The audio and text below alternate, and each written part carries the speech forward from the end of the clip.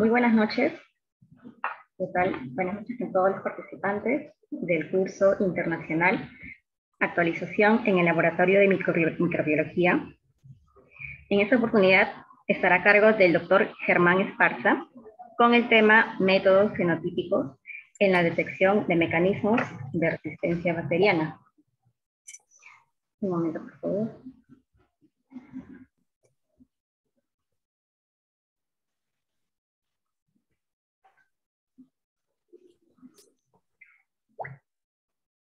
El doctor Germán Esparza, es de Colombia, bacteriólogo y microbiólogo clínico de la Pontificia Universidad Javeriana de Bogotá, en donde es profesor de antimicrobiano.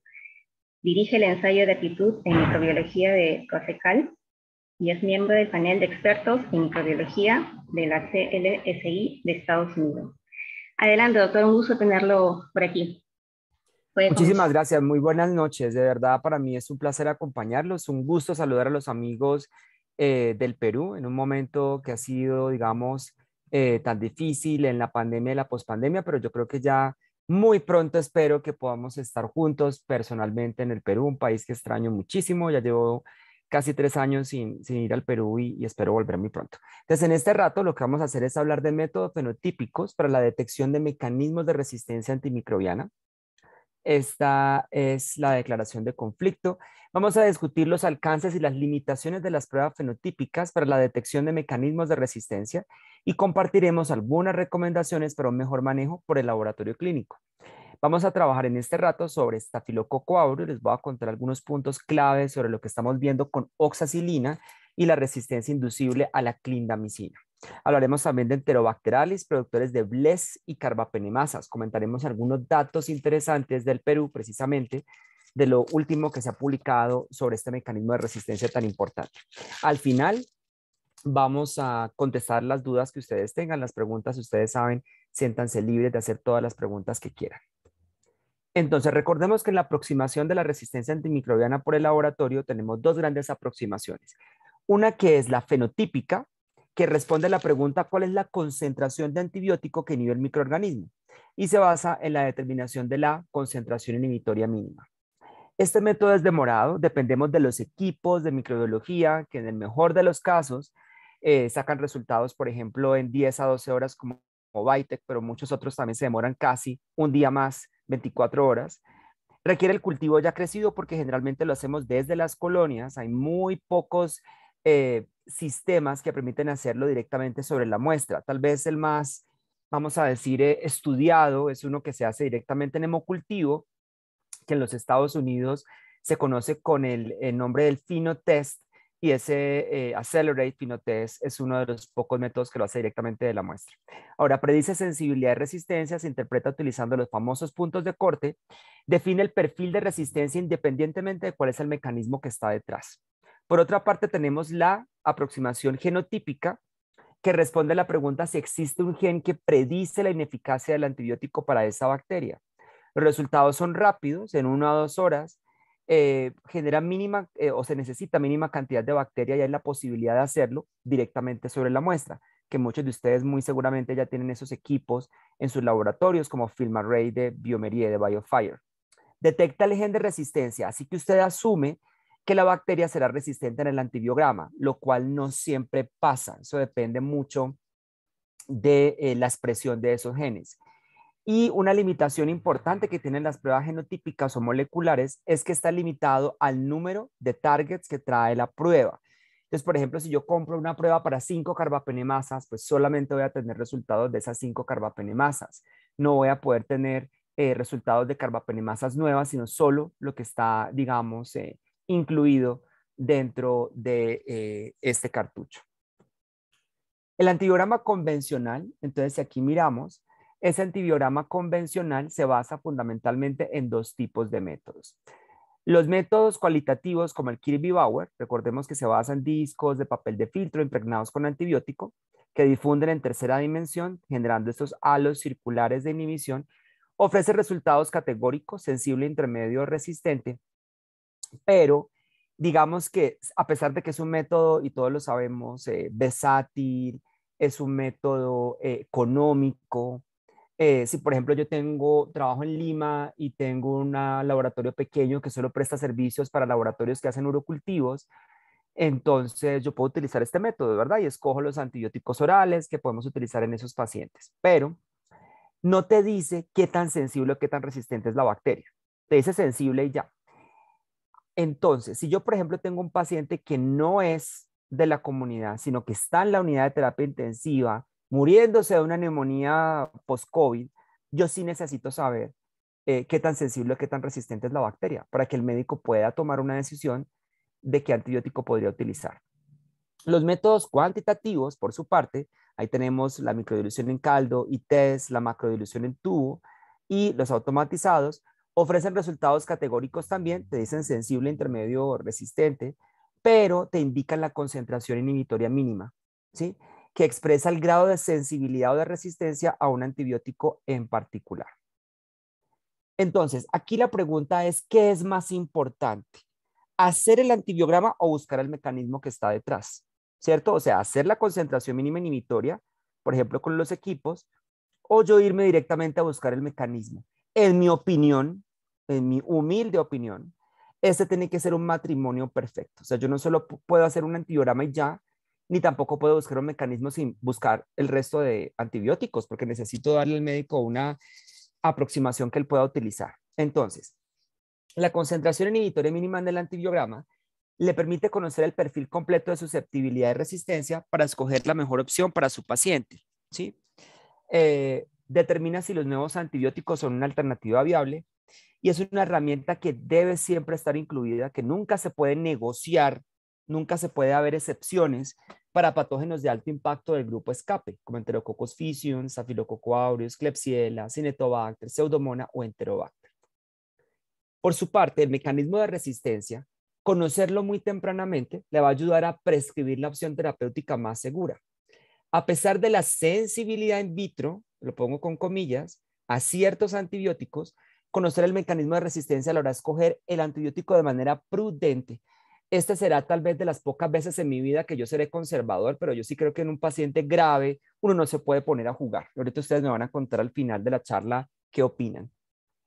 En casos de multiresistencia o una elevada resistencia in vitro, es decir, que tenga una concentración inhibitoria mínima muy alta, tener el mecanismo le va a ayudar a utilizar estrategias de rescate, por ejemplo, combinaciones de antibióticos se podrían utilizar, probar otras drogas, el médico podría intentarlo con ciertas combinaciones para tratar de salvar la vida de ese paciente. Entonces, en resumen, en mi opinión, las dos cosas deben estar siempre incluidas. Muchos de nosotros conocemos que la concentración inhibitoria mínima es importante, que es un valor clave que debe estar allí en los antibiogramas. Todos tenemos en la cabeza que la SIM o la MIC, entre más digamos, bajito es mejor, pero muchas veces no entendemos por qué. Entonces, miren estas gráficas. En este lado izquierdo, que esta es una diapositiva de David Nicolau, la cefalosporina tiene una concentración mínima inhibitoria de 1, pero miren el tiempo por encima de la MIC, es decir, la exposición de esa bacteria al antibiótico es corta. Si ustedes lo comparan con la gráfica de la derecha, que es la cefalosporina B, ustedes encuentran cómo la concentración mínima inhibitoria no es 1, sino es 0,5, y solo con eso vean cómo se prolonga la exposición de la bacteria al antibiótico, lo cual genera mayor actividad bactericida, mayor muerte celular, que es muy interesante. Entonces, una SIM más baja significa mayor probabilidad de muerte bacteriana y por lo tanto mayor exposición de esa bacteria a ese antibiótico y mayor posibilidad de que el paciente sobreviva a esta infección. Entonces, entremos en materia, queridos amigos del Instituto de Estandarización del Laboratorio Clínico. Pruebas fenotípicas para Staphylococcus aureus. Entonces, recordemos que en un estafilococo meticilino susceptible, ¿cierto? O sensible a oxacilina, tenemos un betalactámico, que puede ser oxacilina, cloxacilina o cefazolina, el que ustedes quieran. Ingresa por difusión, porque esas bacterias no tienen porinas, y se pega, se ensambla de manera perfecta, ¿cierto? Esto es como si fuera un rompecabezas, se ensambla con una proteína a la que vamos a llamar la PBP2, que es la famosa proteína unidora de penicilina, ¿sí? Es una enzima transpeptidasa, y cuando la bloquea aquí, la síntesis de la pared celular se detiene y la bacteria muere, ya no va a tener pared. entonces va a morir de una manera muy rápida. Entonces son antibióticos bactericidas y de esa manera actúan. Entonces, si uno lo mira desde el antibiograma, vamos a ver que la microdilución en caldo nos muestra que la concentración mínima inhibitoria de oxacilina será menor de 2 y de cefoxitin será menor de 4, ¿sí? Cuando hacemos por automatizado microdilución. Y cuando lo hacemos por disco, que también funciona, el halo de inhibición debe ser mayor de 22 milímetros. Y a eso lo vamos a llamar un estafilococo aureus meticilino susceptible o oxacilino susceptible, o como ustedes lo quieran llamar, es igual. La sensibilidad es cruzada para otros betalactámicos, entonces miren el pie de nota que uno coloca. Un estafilococo aureus meticilino susceptible se considera susceptible a todos los betalactámicos con actividad antiestafilococo, como oxacilina, cefazolina o cefalotina. Ahora, en el estafilo resistente la cosa cambia, porque en el estafilo resistente, ustedes se van a dar cuenta cómo esa PVP que llamábamos 2 ha cambiado, ahora se va a llamar PVP2A, ya no es un cuadrito, como yo la pintaba ahorita, sino un triángulo, porque ha tenido mutaciones. Entonces entra el betalactámico, pero no logra ensamblarse con esta proteína, por lo tanto la bacteria continúa sintetizando su pared y sobrevive al antibiótico, ¿sí? Entonces, esta proteína adicional mutante se genera por la expresión de unos genes llamados MECA en la mayoría de países y, digamos, en la mayoría de nuestros hospitales, y MECC, sobre todo, que ha entrado a países nórdicos. Hace poco que tuvimos una reunión con los amigos de Dinamarca que estuvieron aquí en Colombia, hablábamos cómo ellos siguen teniendo MECC, sobre todo en aislamientos bovinos de Staphylococcus aureus causando mastitis. Aquí en Latinoamérica, solo conozco de un caso de MECC en Chile, pero fue un caballo que hizo una infección en un casco. Al caballo lo llevaron a competir, era de carrera, lo llevaron a competir a Holanda, allá se infecta y regresa con ese estafilococo, pero la verdad pocos casos en humanos. Quiero hacerles la advertencia, queridos amigos del Perú, que muy seguramente este mecanismo de resistencia a MECC ya lo tenemos en Latinoamérica. ¿Saben qué es lo que pasa? Que los equipos automatizados lo detectan muy mal. Nosotros tuvimos la oportunidad el año pasado, ustedes saben que yo dirijo Proacecal, que también tenemos Proacecal Perú, y en Proacecal enviamos una cepa que tenía MECC y la verdad prácticamente la mitad de las personas lo pudieron detectar. Entonces muy seguramente ya está aquí. Cuando tenemos estafilococo meticilino resistente, entonces vamos a encontrar que hay resistencia a la oxacilina con una concentración inhibitoria mínima mayor de 4 microgramos y tenemos también resistencia a la cefoxitina con una concentración mínima inhibitoria mayor de 8. Para los que hacen disco, el halo de inhibición del disco de cefoxitina será menor o igual a 21 milímetros, será un halo más pequeño, mucho más pequeño. ¿Qué es lo que pasa? ¿Qué quisiera yo contarles que ha sido, digamos, novedoso? Que cada vez se ve más esto, que empezó a aparecer en 2015, pero nosotros lo hemos encontrado y el CDC de Atlanta lo ha venido estudiando, y son algunos estafilococos que dan falsamente sensibles a la meticilina. ¿Y por qué pasa? Porque este represor MECR1, ¿sí? Como su nombre lo indica, reprime la transcripción del gen, entonces in vitro empieza a dar sensible, pero si tú le haces PCR te da MECA positivo, es decir, tiene el gen allí, pero no está transcribiendo. ¿Qué pasa, digamos, desde el punto de vista terapéutico? Parece que ese mecanismo es inducible. Una vez al paciente le ponen el betalactámico, el paciente empieza a fallar. Y aquí les traigo este artículo. Miren acá. Esto es estafilococo, principalmente tejidos blandos, algunos de sangre, algunos de hisopado nasal. Son estafilococos que les hicieron la prueba, digamos, de PCR y encontraron el gen MECA. Y aquí hay algunos tipos del cassette genético que muestran que algunos eran hospitalarios, otros eran de la comunidad. Miren cómo antes de exponer la bacteria al antibiótico son absolutamente sensibles, teniendo el gen muy, muy sensibles. Y la proteína cuando le hacen látex da negativa.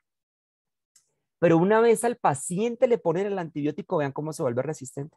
Es impresionante. Entonces, si uno lo pone en términos clínicos, en términos, digamos, de la vida real, si pudiéramos decir así. Entonces, a un paciente de estos le ponen el antibiótico y el paciente falla. Entonces, empezaría como respondiendo y luego termina fallando la terapia. Y si es un estafilococo aureus, recuerden que la posibilidad de una infección metastática es muy alta. El CDC, yo les dije que estaba investigando este fenómeno. Vean esto. Esos Staphylococcus aureus, miren que todos tienen el gen MECA positivo, ahí ustedes lo ven bien positivo, pero desafortunadamente muchos de ellos da oxacilina falsamente sensible, ¿sí? Miren algunos con una MIC bajita, muy bajita. La cefoxitina en los métodos automatizados también falla, miren aquí, da falsamente sensible. ¿Saben qué funciona mejor? El disco. Es increíble, es la primera vez tal vez que yo empiece a recomendar discos. Entonces, en resumen, para que nos quede un poco claro el mensaje, ¿cuál es? Si ustedes tienen un estafilococo sensible a la oxacilina y el paciente, después de 2, 3 días de tratamiento, no responde o no responde tan rápido como el infectólogo espera, yo le haría a ese estafilococo una prueba de disco de cefoxitina para tratar de mirar esto. No es perfecto, pero trata, digamos, de detectarlo mejor. Si ustedes tienen PCR, pues yo les diría, pues PCR, ¿no? Pero desafortunadamente la vida real es que no todos tenemos. Entonces, esta prueba de disco de cefoxitina podría ser una herramienta, ¿sí? Y si ustedes me creen lo conservador que puedo llegar a ser, yo diría que si yo tengo un estafilococo aureus en la sangre o en el pulmón, que es donde más daño genera, yo lo haría de rutina. O sea, le hago el automatizado y le hago el disco de cefoxitin de una vez para estar seguro de que debe haber una concordancia entre los dos métodos. Y con eso el infectólogo pueda tomar una decisión. Por favor, déjenme saber si quieren en el chat o si quieren al final hablan y me cuentan qué opinan. Bueno, sobre la prueba del test D, recordemos que siempre la hacemos cuando tenemos eritromicina resistente y clindamicina sensible. Cuando en un paciente que tenga indicación de clindamicina, por ejemplo, tejidos blandos, hueso, articulaciones, yo la verdad esta prueba no la hago para una bacteremia, porque en bacteremia no se utiliza clindamicina, sería un error, o neumonía, realmente no. Y esa prueba aplica en Staphylococcus aureus y lugdunensis. Recordemos que colocamos un disco de eritro de 15, un disco de clinda de 2, más o menos a una distancia de 15 a 26. Si al día siguiente, después de la incubación, se deforma el halo simulando esta letra D del alfabeto, es una prueba positiva. Pero si el halo conserva su redondez, si le podemos decir así, miren acá, entonces vamos a decir que es una prueba negativa del test D, ¿sí? Entonces, cuando la prueba es positiva, la recomendación ¿cuál es? Bloquear el resultado de clindamicina y ponerle una nota al médico que diga, este estafilococo, como esta resistencia inducible, no utilice clinda, considere una alternativa. Será decisión médica cuál de las alternativas quiere escoger el doctor para el manejo de ese paciente, ¿sí? Ahora, ¿qué es lo que pasa? Algunos problemas también tienen los automatizados con el test D, ¿sí? Ustedes aquí ven, este es un ejemplo con Bytec, pero también pasa lo mismo con Microscan y Phoenix, que acá la tarjeta da negativo, o sea, la prueba que trae incluida el equipo da negativo para el test D, pero cuando lo hacen manual da positivo, y cuando lo hacen, digamos, microilusión en caldo da positivo y la prueba molecular da positiva. Es decir, algunos lotes, algunas tarjetas, algunos paneles pueden dar falsamente negativo el test D, ¿sí? Entonces, nuevamente, queridos colegas del Perú, en resumen, si ustedes tienen Staphylococcus aureus que sean resistentes a la eritromicina, sensibles a la clinda, y que usted vea que el paciente se beneficia porque es tejido blando o es hueso o articulaciones, heridas quirúrgicas, por ejemplo, etcétera, yo le haría la prueba del test de manual. No deberían ser tantos, ¿no? No deberían ser tantos, sino hay un problema ahí técnico, pero si es uno que otro, yo lo haría manual. Preferiría definitivamente hacerlo manual porque me queda la duda si me da negativo con el automatizado que sea verdaderamente negativo. Por favor, déjenme saber si están de acuerdo. Bien. Hablemos de gram negativos, que también es un grupo muy importante ahorita. Entonces, las BLE. ¿Qué ha pasado con las BLE? Les voy a contar cositas nuevas. Las BLE, y ustedes en el Perú deberían ser expertos porque tienen tasas de BLE de Klebsiella como el 70%, tal vez de las tasas más altas de Latinoamérica son del Perú. Estas son enzimas pertenecientes a la clase A de Ambler y al grupo 2B de la clasificación de Bush, Jacob y Medeiros. Tienen la capacidad de hidrolizar las aminopenicilinas como AMPI y amoxicilina y sus combinaciones con inhibidores como AMPI-sulbactam y amoxiclaulánico. También cefalosporinas de la primera, segunda, tercera, cuarta y quinta generación, monobactámicos como el astronam, tienen una variable actividad sobre ceftolosano tazobactam y sobre piperacilina tazobactam. ¿De qué depende esa actividad variable? Depende muchísimo del tipo de enzima y dónde está el foco de la bacteria, ¿no? Porque entre más bacteria, más enzima, entonces eso depende mucho de esto. Y no tiene actividad hidrolítica sobre las cefamicinas. Desafortunadamente en Latinoamérica no hay cefamicinas endovenosas. Si ustedes van a trabajar a los Estados Unidos, los gringos sí tienen cefotetán endovenoso, nosotros no. Los carbapenems también son activos, pero ahorita lo que está apareciendo son algunas BLES, principalmente CTXM33 y SHIP38, que podrían generar allí una hidrólisis a los carbapenems. Los otros inhibidores como avibactam, relebactam y vaborbactam son bastante potentes sobre las BLES.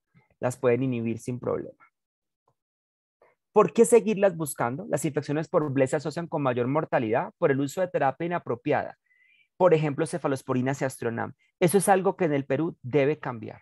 Es muy importante que ustedes como profesionales del laboratorio participen del comité de uso prudente de antibióticos de sus hospitales, de sus clínicas, porque a mí me extraña, y ustedes estarán de acuerdo conmigo, porque yo lo he vivido cuando he ido a Lima y a provincia, que aún los médicos, muchos de ellos, utilizan cefalosporinas de entrada. Por ejemplo, ceftriaxona, por ejemplo, cefotaxime, por ejemplo, ceftazidima. Y eso no debería ser, porque el Perú, como ya lo dije, es uno de los países de la región que más BLES tiene.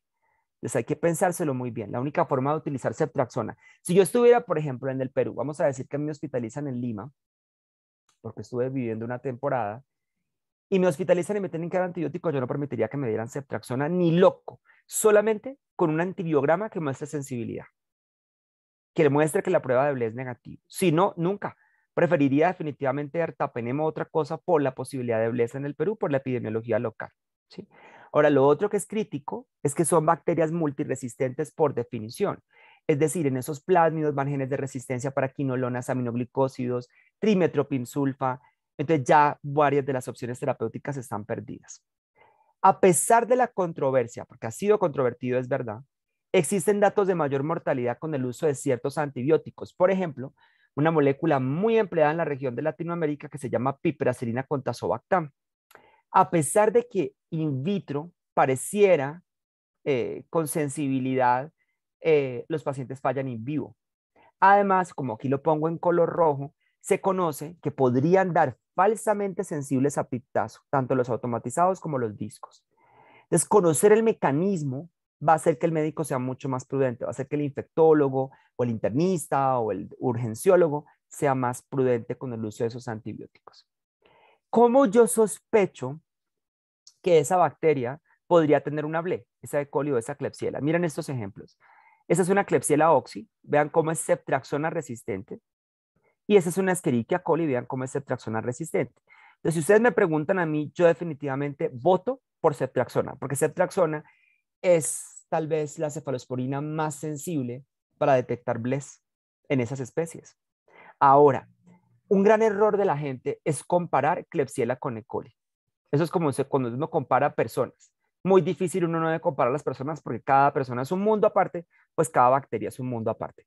Entonces, miren que esta Klebsiella es mucho más resistente a piptazo, ampicillobactam, mientras que esta E. coli todavía conserva alguna sensibilidad a piptazo, ampicillobactam y otras moléculas. Entonces hay que tener cuidado y trabajar con reglas de experto, porque eso puede ser un fenómeno in vitro y no un fenómeno que in vivo pudiera significar que esos antibióticos puedan ser útiles para los pacientes.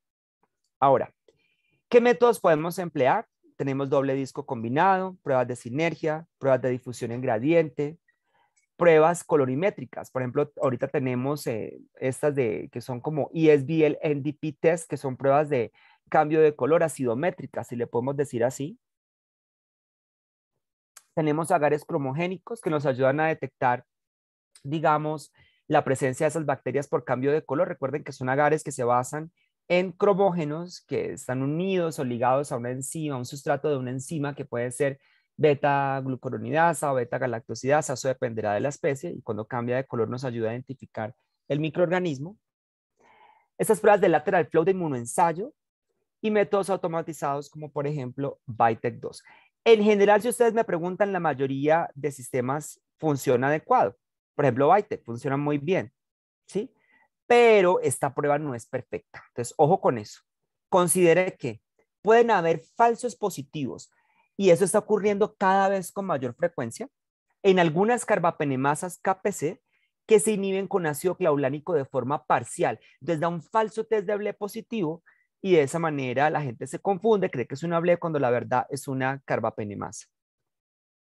Falsos positivos en KPC mutantes que cambian su espectro de hidrólisis. Eso se está viendo cada vez más a medida que se está utilizando ese antibiótico nuevo, ceftazimia y Bactam.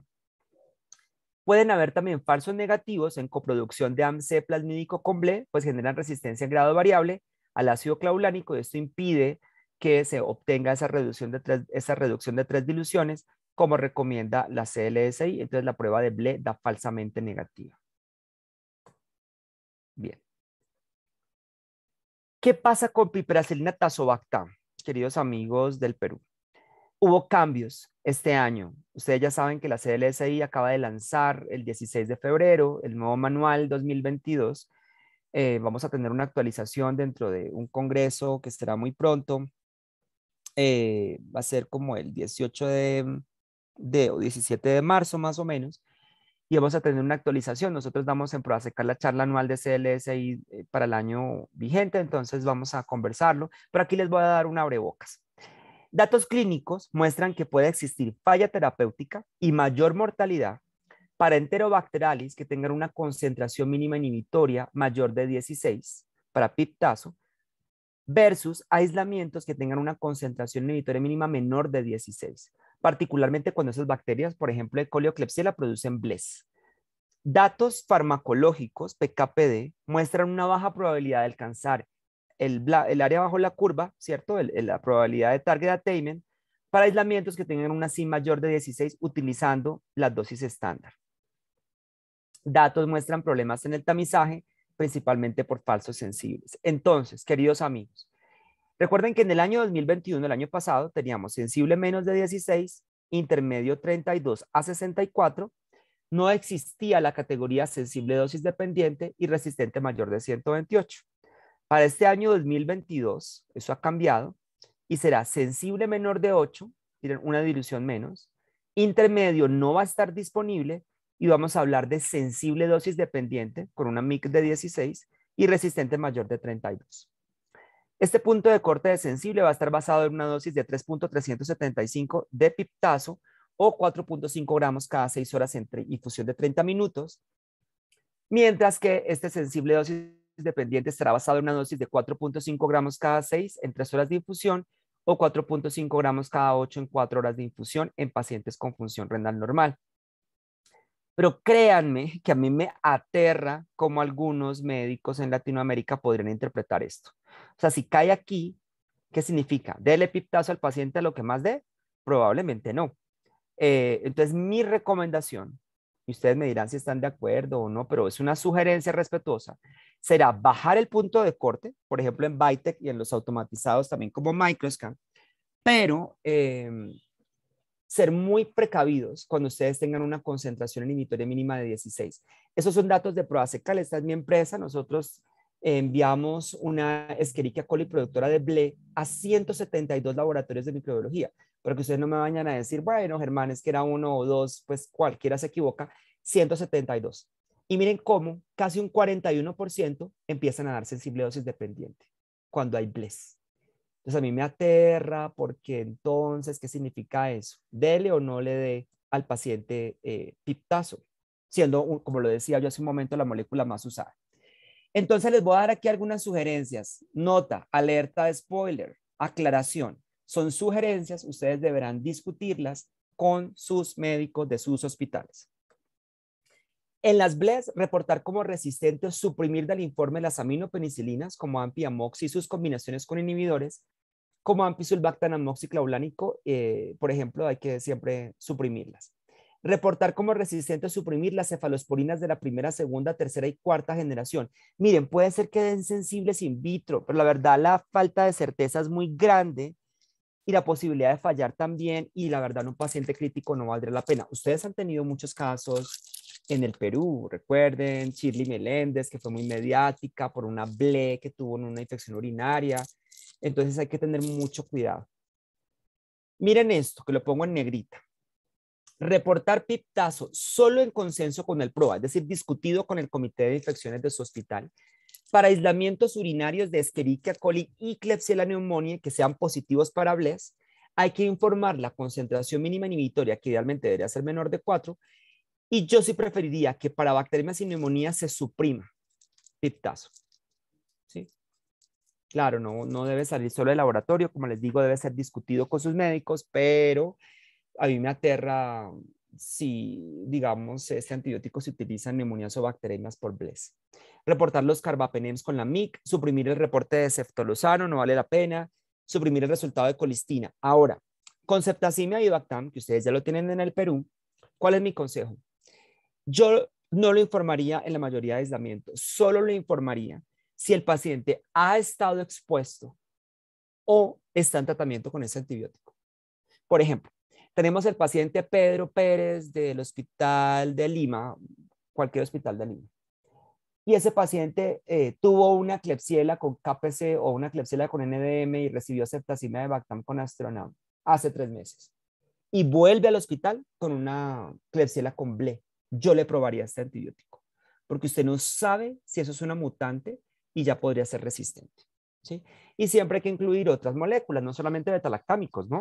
Hay que incluir fosfomicinas, es una infección urinaria, hay que incluir aminoglicósidos, tigeciclina puede ser una buena opción en tejidos blandos y cavidad abdominal, etc. Bueno, pasando a otro grupo de enzimas más, digamos, dramáticas, si pudiéramos decir, mucho más peligrosas, supremamente hidrolíticas, vamos a hablar de las carbapenemasas. Estas son enzimas que se adquieren en los bacilos gramnegativos a través de plásmidos y le confieren a la bacteria la capacidad de ser resistente a penicilinas como AMPI y AMOX y sus combinaciones con inhibidores como AMPI-sulbactam, amoxiclaulánico y piptazo. Cefalosporinas prácticamente de todas las generaciones y el ceftolozano tazobactam. Monobactámicos como el Astronam, excepto las metalo. Ustedes ahorita les voy a mostrar datos del Perú, ustedes tienen bastante NDM, pero desgraciadamente, para la infortuna de muchos, las NDM que circulan en el Perú circulan además con BLES, entonces son resistentes al Astronam. Si el Astronam fuera sensible es una opción terapéutica, pero pues tenemos esa dificultad. Carbapenems en grado variable, ERTA, IMI, MERO y DORI, y son inhibidas por el avibactam, como las de clase A y las de clase D, el taniborbactam, las de clase A y las de clase B, excepto las IMP desafortunadamente, y el relebactam, beiborbactam y nacubactam, que solo inhibe las de clase A como las KPC. Las carbapenemasas representan el mayor desafío diagnóstico. Tienen perfiles hidrolíticos distintos en el antibiograma. Cuando yo las empecé a ver en Colombia hace unos como 15 años, eran muy resistentes como ustedes las ven acá. O sea, aquí no tenía pierde, pero ahorita aparecen con perfiles distintos, algunas más sensibles, otras más resistentes y uno podría perderse. No existe una prueba 100% perfecta para detectarlas todas, ni la PCR, porque como les he dicho, la PCR diagnostica algunas, las que trae incluidas. Ahora, lo otro es las nuevas variantes. Nuevas variantes, esto pasa como con el SARS-CoV-2. Hay nuevas variantes que no detectan las pruebas o que se escapan al sistema inmune. Lo mismo puede pasar acá. Hay variantes que no son fácilmente detectadas a pesar de las pruebas moleculares. Su captura y diferenciación está condicionada a las capacidades y recursos del laboratorio. La coproducción de enzimas A más B o B más D es frecuente y su detección requiere métodos como inmunoensayo o PCR. El subdiagnóstico, es decir, cuando ustedes las pasan por alto, tiene importantes repercusiones clínicas, porque el paciente se les puede morir, y epidemiológicas, porque se siguen diseminando. Entonces, se asocian con mayor mortalidad, hasta un 60% las carbapenemasas. Detectarlas apoya su contención, porque se puede poner barreras de contacto para evitar que esas bacterias se diseminen a otros pacientes dentro de su institución. Ahora, hay diferencias farmacodinámicas entre ellas, eso también se está estudiando, como es que algunas, por ejemplo, responden mejor a ciertos antibióticos, y ahora que tenemos inhibidores específicos, como ceftazimia y Bactam, como la combinación de ceftazimia y Bactam con Astronam, funciona muy bien y deberíamos saber cuál es específicamente el tipo de enzima. Miren esta E. coli. Esta E. coli viene de Chile, de mi amiga Rosana Camponovo. Es una E. coli que estaba en la orina de una paciente, da BLE positivo, da resistente a ampicilina, sulbactam, piptazo, cefalosporinas de primera y segunda generación, es absolutamente sensible a las de tercera generación, es sensible a ertapenem, sensible a meropenem, es resistente a imipenem. Miren qué curioso. Este laboratorio reconfirmó por disco, le dio igual, le hizo una prueba de lateral flow, esto es en cassette, le dio positivo para KPC y la PCR positiva para KPC. Entonces, si aquí en este panel, en esta tarjeta, no hubiera existido imipenem, cualquiera lo pasa por alto, seguro. Nadie se hubiera pensado que eso es una carbapenemasa. Entonces, desafortunadamente, eso es lo que estamos viviendo. Es prácticamente muy difícil. Uno tendría que atreverse a decir que tenemos carbapenemasas detectables, pero también no detectables.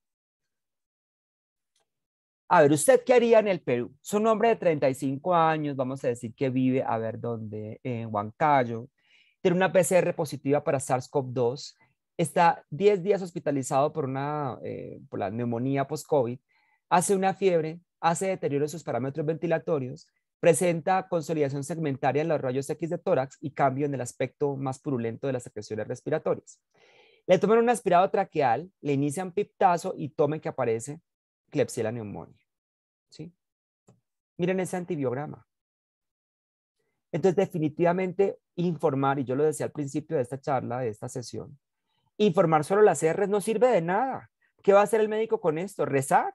¿Ponerle tigecyclina a una dosis alta? Con la posibilidad primero de que sangre y segundo de que no funcione. Entonces necesitamos saber qué es lo que hay detrás. No puede ser solo el antibiograma. Hay que mirar qué es el mecanismo que tiene detrás esa bacteria. Dentro de las pruebas de detección, ¿cierto? De esas carbapenemasas, tenemos pruebas fenotípicas, pruebas de captura que detectan presencia o ausencia de la enzima sin diferenciarla, como el test de inactivación, el CARBA-NP o el Blue-CARBA que utilizan también en el Perú. Pruebas de diferenciación que te clasifican la enzima basado en inhibidores, ácido borónico para las de clase A y DTA para las de clase B. Yo sé que lo utilizan mucho en Latinoamérica. A mí la verdad no me gusta, si yo les soy totalmente sincero, porque creo que tiene muchas fallas del control de calidad, pero bueno, muchas veces es lo que la gente puede utilizar en sus hospitales por los costos. Estas son mis favoritas también, pruebas inmunocromatográficas. Se detectan en 15 minutos el tipo de enzima, pues a un costo menor que la PCR, bastante rápido, aunque son imperfectas, y las pruebas moleculares que definitivamente es lo mejor, ¿no? Que uno pudiera saber cuál es el tipo de enzima muy rápidamente y con eso poder tomar acciones terapéuticas y epidemiológicas. Entonces, estudiemos un poquito en detalle, porque la idea de esta charla que nos invitó Roberto es hablar de las características de estas pruebas fenotípicas. Entonces, test de Hodge modificado es demorado, 18 a 24 horas. Como ventaja tenía que podía detectar bien la KPC y algunas OXA48, y que es económico, es cierto. Pero miren esto, desventajas, 90% de falsos negativos para metalo, y ustedes en el Perú están llenos de metalo, así que no deberían utilizarlo. Es subjetivo para la lectura, no es fácil, no detecta coproducciones, no diferencia las enzimas, es demorado, porque es un día más, y tiene falsos positivos con AMC y algunas BLE con impermeabilidad. Entonces, la recomendación es descontinuarlo, no usar nunca más esta prueba. El test de inactivación, el MSIM o el eSIM, que se permite detectar con EDTA las metalo, el tiempo de entrega 18 a 24 horas, tiene una detección adecuada de la mayoría de carbapenemasas y esta versión con EDTA permite diferenciar las metalo, es económico, pero es engorroso. Hay un problema y es que requiere una preincubación de 4 horas. Entonces, ¿cuál es el lío? Si yo, por ejemplo, no sé, estoy en un hospital que pasa mucho en el Perú también, que la persona de microbiología solo está en las mañanas y no está en las tardes. Si yo no lo monto muy temprano en la mañana, por la tarde nadie me lo va a montar. Entonces, esto es engorroso desde el punto de vista logístico. Es demorado, algunas OXA48 pueden dar falsos negativos y algunos Enterobacter cloaci que hiperexpresan AMC pueden dar falsos positivos y no detecta coproducciones. Mi recomendación es utilizarlo si no requiere resultados en el mismo día y lo complementamos con algunas pruebas de diferenciación. El CARBA-NP, por ejemplo, el RAPIDe-CARBA, sale el mismo día en 2 horas, hace una detección adecuada de las carbapenemasas de clases A, B y D, con más de 95% de sensibilidad y especificidad, es rápido para pacientes críticos, funciona con, miren, yo esto creo que es lo mejor, que es una prueba backup muy buena. Es una prueba de confirmación muy buena porque es de amplio espectro. Es una prueba acidométrica. Entonces, por ejemplo, si yo tengo una prueba como una PCR y me da negativa en una Klebsiella pneumoniae, si yo vivo en el Perú, yo tengo que seguir sospechando que tengo una carbapenemasa, que tal vez no está incluida en ese cartucho de esa PCR. Entonces yo le puedo montar un carba-NP y salir de la duda, ¿sí? ¿Cuáles son los problemas que tiene esta prueba? Es subjetivo para la lectura por los cambios de color. Entonces esto te dice que si es rojo es negativo, si es amarillo canario es positivo, pero entre el rojo y el amarillo canario hay un montón de tonos en la mitad que si usted no es muy hábil como yo con los colores, pues podría perderlo. Bien, la prueba de sinergia con el EDTA, que es para detectar metalocarbapenemasas, sale en 18 a 24 horas, es demorada. Puede dar algunos falsos positivos porque interactúa con las porinas rompiéndolas. Entonces hay que tener cuidado porque si ustedes lo hacen solamente la prueba del EDTA y no hacen una prueba de captura, les puede dar falsos positivos porque le rompe las porinas a las bacterias. Entonces esto es muy importante tenerlo siempre en cuenta, ¿sí? Es subjetivo para la lectura, a veces la gente no entiende cómo se debe leer esos fenómenos de sinergia, entonces esa es una limitación. Entonces mis recomendaciones, yo lo utilizaría en pacientes no críticos, donde tal vez yo no necesite resultados en el mismo día, entonces yo ahí lo utilizaría, pero debe ser siempre leído con una prueba de captura positivo. ¿Qué quiero decir? Que yo tengo que haber montado, por ejemplo, un carba-NP y haber dado positivo, o tuve que montar al tiempo un test de inactivación y ser positivo. Pruebas de sinergia con ácido borónico, eso es para detectar KPC, fundamentalmente carbapenemasas tipo serina. Tiene una detección adecuada de KPC y si no hay otras enzimas funciona muy bien. Es demorado, puede tener algunos falsos positivos con hiperproducción de AMC, es muy subjetivo para la lectura y no detecta coproducciones, ¿sí? Lo utilizaríamos en aislamientos en los que no se requieran resultados el mismo día para pacientes no críticos y siempre lo leemos con una prueba de captura positiva. Tiene que ser el carba-NP positivo o el test de inactivación positivo, ¿sí? Inmunoensayo de flujo lateral, estas pruebas de CORIS y pruebas laterales de estas inmunoensayo que hacíamos como un cartucho. Entonces salen en 15 minutos, detectan específicamente cuál es la enzima, KPC, NDM o BIM, o si hay más de una, pues las detecta, ¿cierto? Esta prueba puede ser 4 veces más barata que una PCR, pero tampoco es perfecta. Está limitado al número de variantes que tiene. Por ejemplo, detecta solo 2 variantes de KPC cuando hay 80 variantes, o sea, eso hay que tenerlo en cuenta. Pero a mí me gustan, yo creo que son la alternativa a la PCR. Si yo no tengo PCR en mi hospital, yo podría hacer esta prueba y me ayudaría muchísimo, ¿sí? Y creo que es mucho más abordable desde el punto de vista de costo que una PCR. Pero bueno, hay que tener siempre en cuenta las limitaciones y los alcances. Entonces, queridos amigos del Perú, esto es solo un modelo, no crean que esto es standard of care, yo solo les pongo aquí un ejemplo, pero yo creo que hay que tener definitivamente protocolos. Si viviéramos en un mundo ideal, donde tuviéramos el dinero para hacerle PCR a todo el mundo, pues PCR, ahí sí soy muy claro y muy contundente. Si yo tengo PCR, es lo primero que yo hago, pero como estamos en Latinoamérica, entonces nos toca segmentar o estratificar. Entonces, enterobacteriales con resultados intermedios resistente para cualquier carbapenem. No importa cómo es la cefalosporina. Las cefalosporinas son un arma de doble filo. Pueden dar sensibles o resistentes. Entonces, pregúntese, ¿cómo está su paciente? ¿Qué tan grave está? Por ejemplo, si está inestable, es inmunosuprimido, es trasplantado, viene de un sitio de alta endemicidad, tiene una neumonía post-COVID o tiene una bacteremia. Si eso se cumple, mi primera elección sería PCR multiplex. O si no tengo PCR múltiples, lateral flow, ¿sí? Si tampoco tengo eso, no me lo compran, le haría un carba-NP y pues me toca de todas maneras, si me da positivo, montarle sinergia de ácido borónico y EDTA. Ahora, si no se cumplen esos criterios, por ejemplo, que sea una bacteriuria asintomática, un paciente de la consulta, un paciente que tiene una úlcera, que pues sí, muy feo la úlcera y hay que tratarla, pero pues de un día para otro no se va a morir. Podría darnos un poco más de espera, entonces yo podría utilizar pruebas buenas, pero un poco más económicas, ¿no? Test de inactivación con borónico y EDTA. Ya si yo tengo una Klebsiella resistente a carbapenems Y además a ceftazimia y Bactam, yo sí definitivamente buscaría la manera de hacerle una PCR o secuenciar el genoma de esa bacteria. ¿Qué estamos viendo en la Organización Panamericana de la Salud? Un incremento marcado en las bacterias que producen más de una carbapenemasa. Desafortunadamente eso se está viendo en toda la región.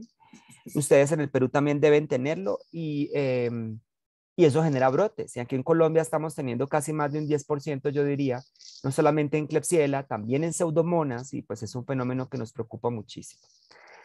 ¿Cuál es la situación de las carbapenemasas en el Perú? Yo tomé esta publicación que la encontré en el internet, donde estuvieron estudiando molecularmente algunas cepas en el Perú, que me parece muy bueno que se hagan esos trabajos.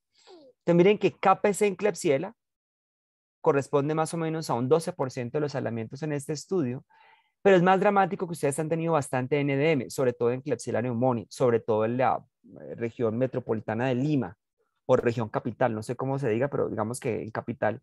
Klebsiella, productora de NDM, 23.8%, vean esto. NDM, un 5%. También han tenido IMP en Pseudomonas. Eso es muy raro. Es muy, no sé cómo decirlo, es muy interesante en el contexto del Perú, porque nosotros en Colombia tenemos BIM, pero ustedes tienen IMP. Las IMP son bastante, ¿cómo diríamos?, insidiosas, porque algunas dan sensibles a piptazos, cefepime y resistentes a carbapenems, dan como un perfil raro. También tienen OXA23 en Acinetobacter, OXA24, y pues de OXA48 todavía no se ha encontrado, al menos en este estudio que incluyó 185 cepas. Entonces, esta es una foto que nos muestra ciertas cosas de la realidad de nuestro Perú. ¿Qué otra cosa estamos viendo? Nosotros publicamos esto en Colombia porque estamos viendo que las bacterias que producen más de una carbapenemasa, el ácido borónico del EDTA no está dando bien. O sea, tiende a dar principalmente resultados falsos negativos. O detecta una enzima o la detecta la otra. Nosotros también publicamos recientemente que a veces el ácido borónico no detecta todas las KPC y menos las coproducciones. Y hemos hecho de todo con esos inhibidores, acercándolos, alejándolos, a ver si uno encontraba el fenómeno de sinergia por algún lado. Y no ha sido fácil, desafortunadamente ha sido complejo poderlo encontrar y saber cuál es la distancia perfecta a la cual debes ubicar los discos. En este reporte, que es del Instituto Malbrán de la Argentina, que es uno de nuestros centros colaboradores de la OMS en Latinoamérica, la coproducción más frecuente que ellos tienen en la Argentina es KPC con NDM, prácticamente en 60% de los aislados. Y cuando hay coproducciones, miren esto, el 73% de esos casos, cuando las bacterias tienen más de una enzima, dan resultados errados con ácido borónico y EDTA. No funciona. Porque detecta una o detecta la otra, pero no detecta los dos. Entonces es grave. Porque miren esto. Si tenemos una KPC con NDM, el EDTA y el ácido borónico dan positivos en un 27%. Solo el ácido borónico da en 19%, solo el EDTA da en 27%, pero miren, un 27% dan un resultado negativo a EDTA y borónico y la gente dice que es una OXA y eso no es así. Puede ser una KPC con una NDM y si usted cree que es una OXA, definitivamente está dando un resultado inadecuado que puede llevar a que el médico tome una decisión errada frente al tratamiento de los pacientes. Entonces, yo he estado trabajando en esto, a lo que yo llamo un sistema de alarmas para sospechar las coproducciones. Por ejemplo, si yo tengo un test de captura positivo, como un carba-NP, el EDTA me da negativo, el borónico me da positivo, el ceftadioactam me da resistente, el astronam también, puede ser una KPC mutante o una metalo no detectada. Yo le haría PCR o lateral flow, a ver si el médico considera la combinación ceftadioactam con astronam. Si el test de captura es positivo, el EDTA es positivo, el borónico es negativo, el Casabi es resistente y el astronam también, es una metalo, pero no es una metalo sola, porque es astronam resistente. Entonces, o tiene una BLE, o tiene una AMC, o tiene una KPC. Entonces, yo le haría una prueba más sofisticada. Y si la prueba de captura es positivo, por ejemplo, un carba-NP positivo, un test de inactivación positivo, el EDTA es negativo, el borónico es negativo, el Casabi es resistente, el astronam es resistente, muy seguramente tiene una metalo con una KPC. Requiere PCR o inmunoensayo para considerar la combinación ceftadioactam con astronam. ¿Qué pasa si yo no tengo PCR? Volvamos al tema de que no tengo PCR o que no tengo inmunoensayo. ¿Qué puedo yo hacer desde lo fenotípico? Entonces, yo hago una siembra masiva en Müller-Hinton de esa Klebsiella, por decir algo, y le pongo ácido borónico y Astronam a 10 milímetros de distancia de centro a centro. Si aquí se abre un boquete, una sinergia del lado del Astronam hacia el ácido borónico, ¿qué significa? Que el ácido borónico está, digamos, inhibiendo la KPC y restaura la actividad del Astronam. Aquí, en otro lado del plato, yo coloco ceftazimia Ibactam y EDTA a 15 milímetros de centro a centro, y si se abre aquí el boquete hacia el lado del EDTA, significa una metalo, es decir, el EDTA está secuestrando el zinc de la metalo y restaura la actividad del ceftazidactam. Entonces, allí uno podría darse cuenta con esta prueba si la bacteria tiene las dos enzimas. Pero bueno, faltan más datos, hay que seguirla probando. Ahorita se está estudiando mucho y la CLSI va a trabajar en una prueba para detectar si ceftazimia Ibactam con Astronam es una opción terapéutica para los pacientes. Todavía faltan más datos. Esa es una primera aproximación. La CLSI lo está trabajando. Afortunadamente, la resistencia a ceftazimia Ibactam con Astronam, y en este caso Astronam Ibactam en este estudio, fue muy bajita. Entonces yo creo que hay que seguirlo estudiando, pero no es todavía un problema en el mundo que se vea con mucha frecuencia, aunque ya han aparecido casos. Bien. Para terminar, Pseudomonas aeruginosa. Esa es una de mis bacterias favoritas también. Es una bacteria problemática. Y en el caso de Pseudomonas aeruginosa, los mecanismos de resistencia trabajan en orquesta, ¿sí? De una manera sincrónica. Pongamos el ejemplo de imipenem en esta foto tan bonita de Catherine Say, que es una amiga del CLSI. Entonces vemos este cuadrito azul, que es imipenem, trata de ingresar por las porinas, pero la bacteria muta las porinas, entonces no puede ingresar a la bacteria, ¿sí?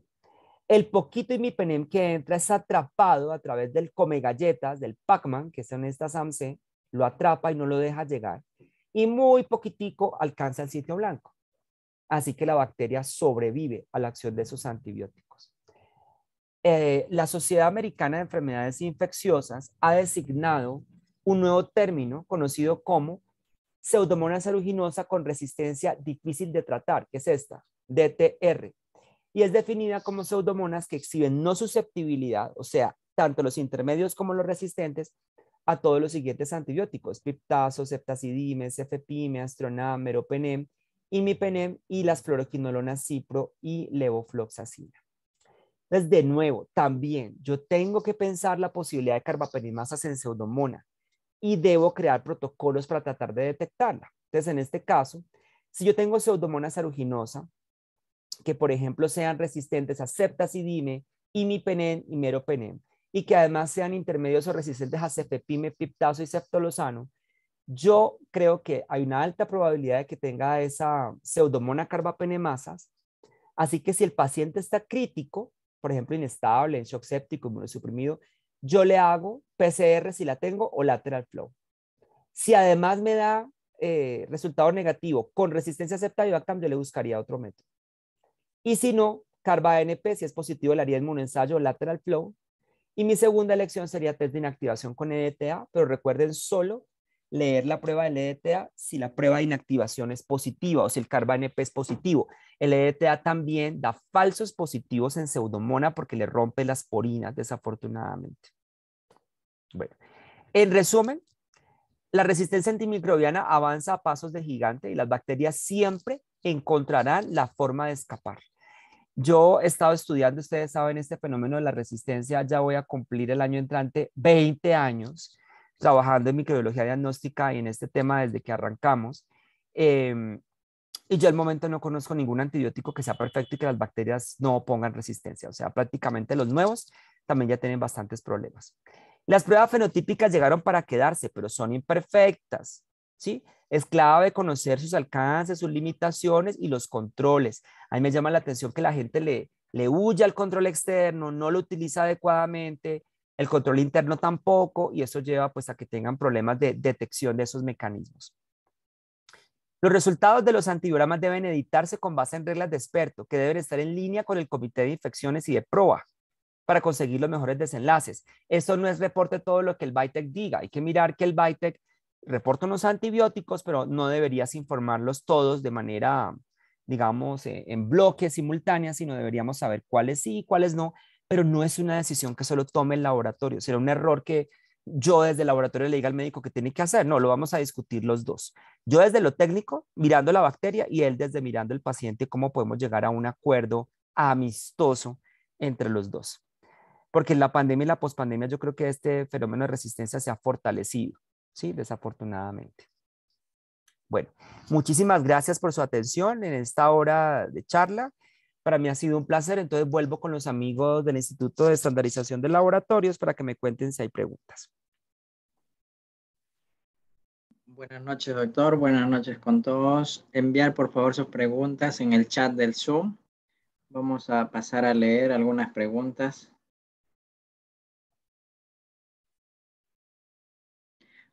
Fabián Velasco pregunta, ¿hay métodos que emplean cromoagar para carbapenemasas? ¿Qué tan recomendable es su uso?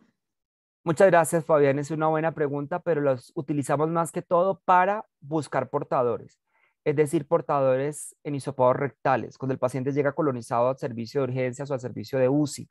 No lo usamos para buscar carbapenemasas, digamos, directamente de la colonia, y nunca lo hagas. Si tú pones una colonia directamente sobre el agar, da falsos positivos por exceso de inóculo. Entonces, si tú quieres poner una colonia de un McConkey a un agar cromogénico, te toca hacer una escala de McFarland, porque si no te va a dar falsos positivos. Gracias. Mariano Galindo pregunta si es que usted, doctor, tiene información sobre la situación de las carbapenemasas en México. En México, uy, muchas gracias. No sabía que teníamos amigos de México acá. Hace poco estuve en Oaxaca. Mira, sí, no tengo la información más reciente que corresponde a INVIFAR. Yo tengo que revisarla porque voy a estar en el Congreso de Infectología de México, que va a ser en mayo. Entonces, si van a estar por allá nos vemos. Y el tema con México es que lo que está encontrando INVIFAR es bastante NDM, muy poquita KPC, y NDM no solamente en Klebsiella, también en E. coli. Y son NDMs que viajan con BLES. Entonces, eso aumenta la probabilidad de malos desenlaces porque disminuye la posibilidad de que utilices Astronam. Entonces toca dar ceftazimia y Bactam con Astronam. Pero en resumen, para los amigos de México, la carbapenemasa más importante que han encontrado hasta el momento es NDM. Muchas gracias.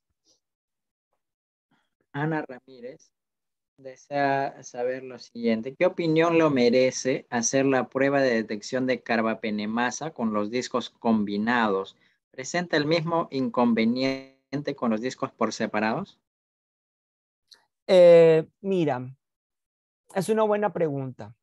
Los discos combinados, por ejemplo, que tienen meropenem con EDTA o con borónico, son más fáciles de leer en el sentido de que el halo es más, digamos, es más objetivo. Uno puede leer el halo con una reglilla, es más fácil, y si el halo es mayor de 5 milímetros, pues eso le ayuda a uno a detectarlo, pero adolece de que también puede dar falsos positivos con el EDTA porque rompe las porinas, y si hay más de una carbapenemasa al mismo tiempo, tiene los mismos problemas. Detecta una o la otra. Gracias.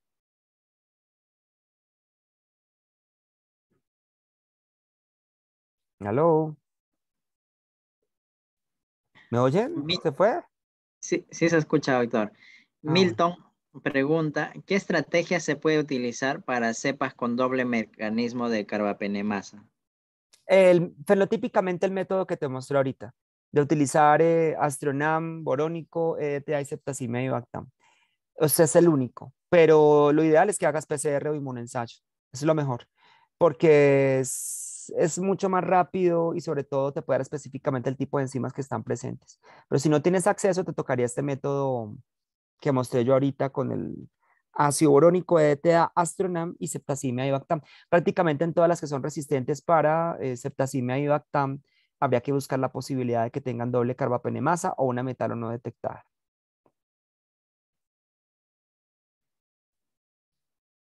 Judith pregunta, si el tipo de BLE prevalente fuera cefotaximasa, como ocurre en Argentina, igualmente ceftriaxona, ¿sería igual o más sensible que cefotaxima para la sospecha de dicha presencia del mecanismo? Gracias, Judith. Ceftriaxona es mi cefalosporina favorita. Y ceftriaxona es más lábil que cefotaxime, un poco más. La verdad, la CLC dice que son intercambiables. Lo que nosotros vemos en la práctica es que es mucho más sensible ceftriaxona. Ahora, Judith, no solamente las BLES hidrolizan ceftriaxona, ¿no? Las carbapenemasas también y otras enzimas, pero digamos que como prueba ¿cómo te diría yo? Como prueba más sensible para detectarlas o más fidedigna, confiable, yo preferiría ceftriaxona. Entonces no te preocupes, si tienes una CTXM, la ceftriaxona debe dar resistente. Ya sería que no se expresara el gen, pero es raro, es muy raro. Berta pregunta, ¿se podrían impregnar los discos de ceftazimina y avibactam con EDTA y el Astreonam con el ácido borónico si no se cuenta con los discos de EDTA y ácido borónico? Bueno, yo le invito a que lo valide. Valídelo contra cepas ya conocidas, mínimo 30 cepas caracterizadas molecularmente. Yo no lo he visto hacer, yo solamente he visto que los amigos de Argentinanes hacen esta prueba, digamos, acercando los discos, pero no he visto con discos impregnados.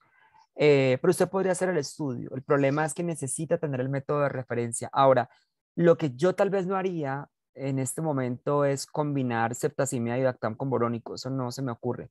Yo lo que haría es una combinación de Septa y Dactam con Astronam, pero lo haría en tubo, en caldo Müller-Hinton, ajustado de cationes y por elusión de discos, como hacemos el de colistina. Elmer pregunta, doctor, ¿el criterio para realizar el test para detectar resistencia a clindamicina es que la eritromicina sea resistente? Sí, la eritromicina debe ser resistente. Si tú quieres, podrías hacerlo también con eritromicina intermedio. También hemos encontrado algunos casos, pero son más raros. En general, tú lo haces cuando es eritromicina resistente, clindamicina sensible en un paciente que se beneficie de la clinda. Porque a mí me parece una bobada en un paciente que no va a recibir la clindamicina o que los médicos no lo usan. Por ejemplo, una bacteremia, ponerse a hacer esa prueba manual, pues es más tiempo y más agar y más recursos. Ángel indica, buenas noches, doctor. En esta pandemia, los pacientes con COVID fueron tratados con una cantidad considerable de antibióticos y luego de su recuperación sufren algún tipo de infección. Existe la posibilidad,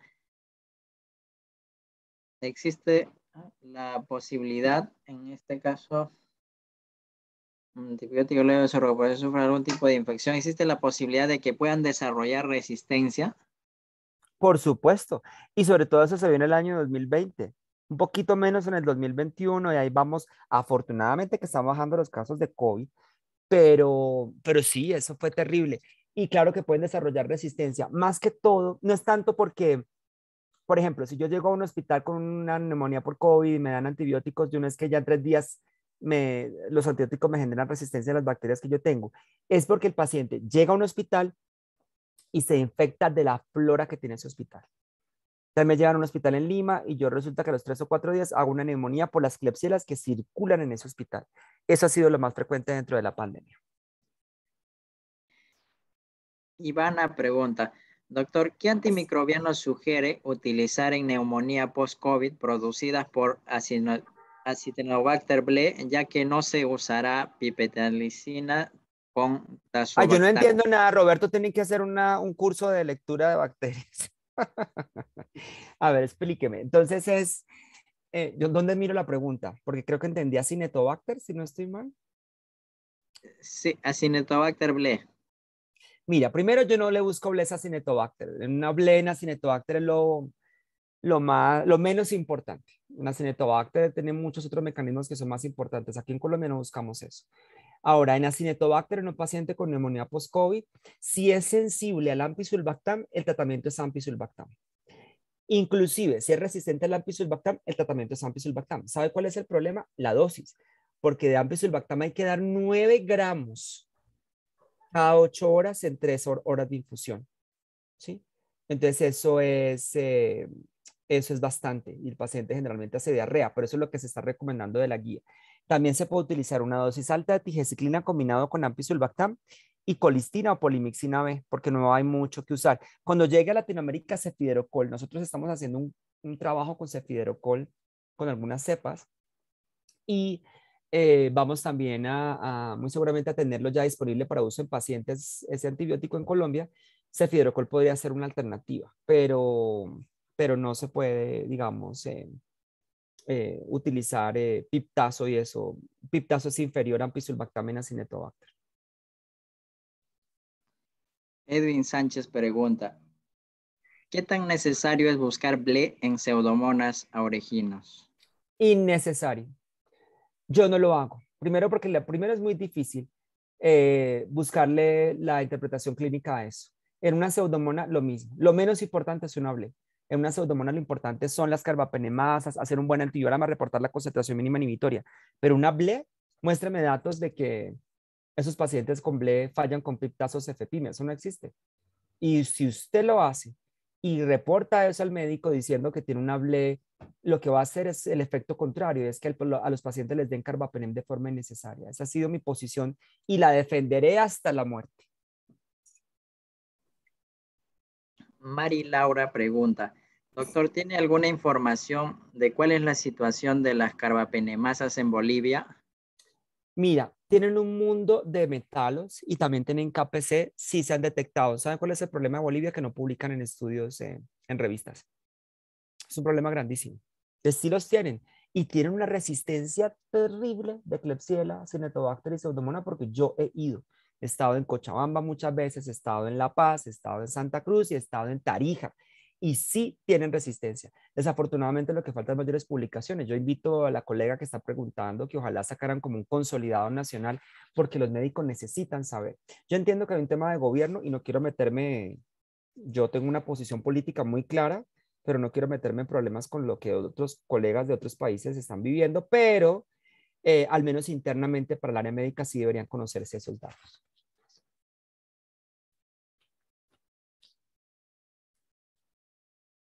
¿Aló? Bueno, doctor, creo que por el tiempo, a ver, vamos a tomar una última pregunta A ver, la última. de Jason Bautista. ¿Las BLE solamente se realiza a las enterobacterias o existe otra familia a la que también es necesario realizar el test? Pues mira, idealmente en enterobacteriales y se hace para E. coli y Klebsiella principalmente. Tú podrías hacerlo en Enterobacter si quieres, pero aquí en Enterobacter tienen AMC y el tratamiento al final sigue siendo lo mismo que es carbapenem. Entonces ahí no las buscamos. E. coli y Klebsiella principalmente, que es donde más han mostrado impacto. Yo no le hago blesa sin Etobacter, yo no le hago prueba de blesa pseudomona. Yo respeto lo que ustedes quieran creer y soy así de franco y directo. Si ustedes quieren hacerla, será su decisión. Lo único que yo los invito es a que tengan cuidado, sobre todo para no causar el efecto contrario. Si usted le dice a un médico, por ejemplo, vamos a decir esto, yo tengo una pseudomona que da piptazo sensible, que da septacime resistente, que da cefepime sensible, yo le hago esas pruebas de BLE manuales y esa pseudomona me da BLE positivo, vamos a decir, no positivo porque nunca saben, le da sinergia. Y ustedes informan que esa Pseudomonas teneble, el médico no va a utilizar piptazo cefepime, se va a ir directo a imipenem. Entonces van a causar el efecto contrario. Eso va en contra de todo principio de uso racional de los antibióticos. Yo me muero en la pena, pero eso nunca estaré de acuerdo. Pero bueno, ya lo que digo, Roberto, ¿no? Cada quien, eso es como la religión. Pero bueno, muchas gracias. Entonces, de verdad, para mí ha sido un placer, Roberto. Muchísimas gracias. Yo lo que les propongo, como vamos a tener otras sesiones, ¿verdad? Entonces, Sí, lo que yo doctor. propongo es, mándenos sus preguntas o si no alcancé a contestarlas todas por el tiempo, nos vamos a ver en otras sesiones y ahí las vamos contestando para que en las 3 sesiones que vamos a estar solucionemos todas las dudas, hagan las preguntas que quieran, yo les contesto con toda franqueza. Muchísimas gracias, Roberto, por haberme invitado, a todos ustedes por estar conectados, un martes, estamos todos cansados ya hasta ahora, pero todos atentos para estudiar. Entonces les agradezco muchísimo y de verdad pues nos vamos a ver muy pronto. Creo que nuestro próximo evento es el 15 o el Martes 8. ¿El 8. 8? Entonces Martes el martes 8. 8, Día de la Mujer. Nos vamos a encontrar aquí para que conversemos de muchos temas y nos divirtamos un rato. La próxima vez espero que sí me pongan la cámara, porque el ILC no me puso la cámara esta vez, entonces la próxima charla sí los veo con la cámara. Un abrazo para todos y feliz Gracias, doctor. noche hasta donde estén. A los participantes avisamos el martes 8 y el martes 15. Son nuestras próximas ponencias con el doctor Germán Esparza. Y a las preguntas que han quedado en el aire, por favor, le rogamos que se unan al grupo de Telegram. Está con el nombre de microbiología. Traten de enviar sus preguntas ahí para hacerlas llegar al doctor, por favor. Muchas gracias por acompañarnos a los participantes de los diferentes países. Nos vemos el martes 8 a la misma hora en el horario de los diferentes países. Buenas noches.